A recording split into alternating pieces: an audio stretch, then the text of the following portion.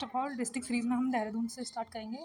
देहरादून 1817 में इसकी स्थापना हुई थी।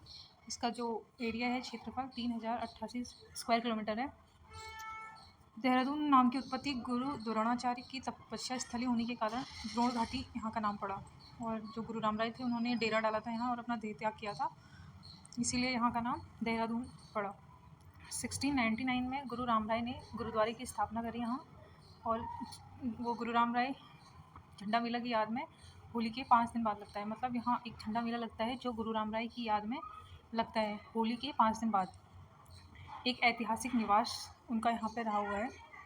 अब यहाँ पे किस किस ने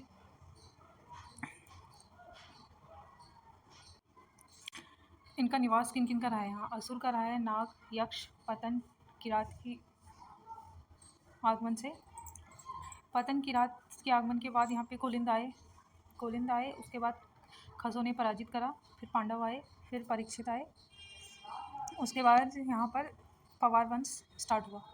पवार वंश पढ़ने से पहले पवार वंश के बीच में मतलब यहाँ क्या क्या युद्ध हुआ उस समयकाल के अंतर्गत, उससे पहले हम देखेंगे कि देहरादून का मैप कौन कौन से डिस्ट्रिक्ट से ये इसकी सीमा साझा करता है।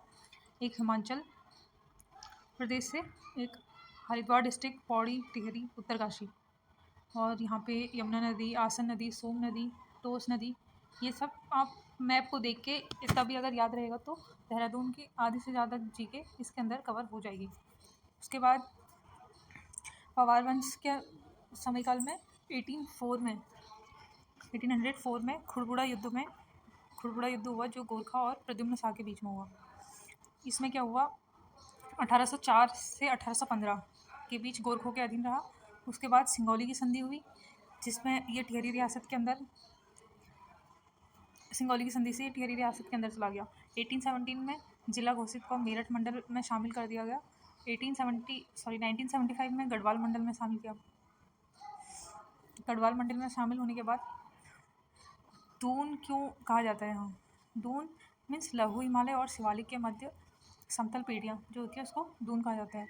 अब हिमालय, यहाँ जो हिमालय होता है मेनली बृहद हिमालय, लघु हिमालय और मध्य हिमालय, शिवालिक। अब जो ये हिमालय की जो टॉप ये जगह है ये हो जाती है हमारी बृहद हिमालय, और जो बीच का पोर्शन है वो हो जाता है लघु हिमालय, और जो छोटे पर्वत पहाड़ होते हैं उनको बोलते हैं शिवालिक या तराई क्षेत्र। उसके बाद हम देखते हैं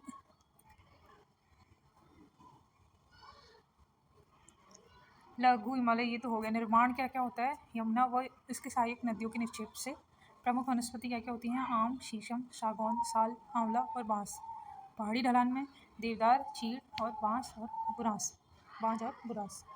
टोस नदी की लेंथ है 148 और यमुना नदी की लेंथ है 136। इसके संपर्क में आने वाली जो नदियाँ हैं वो है toast, Yamuna, Som,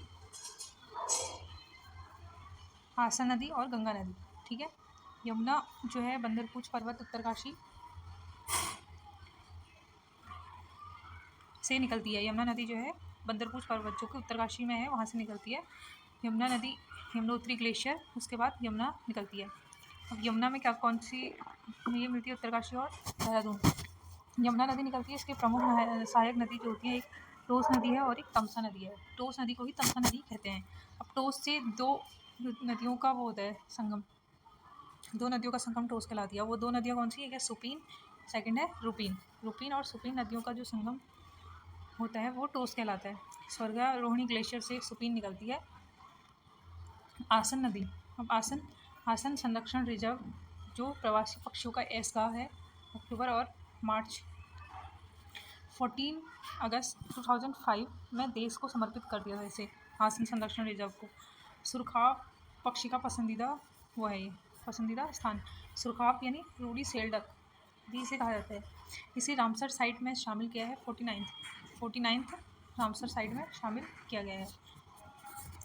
and Uttarakhand का पहला आर्द्रभूमि है आसन, जो रामसर साइट में शामिल हुआ था 2020 में। ठीक है, उसके बाद रामसर सम्मेलन 2 फेब 1971 में ईरान में हुआ। 2 फेब को आर्द्र दिवस मनाया जाता है। अब परियोजनाएं क्या हैं, परियोजना बात, यमुना नदी पर कौन कौन सी परियोजनाएं हैं।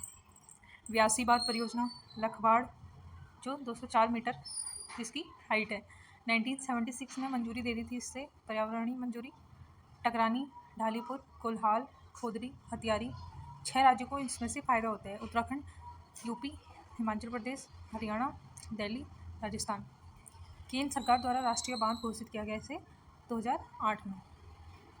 ये आप देख सकते हैं, व्यासी, लखवाड़, टकरानी, ढालीपुर, छिबरो लगभग एक साथ ही है ये। Thank you.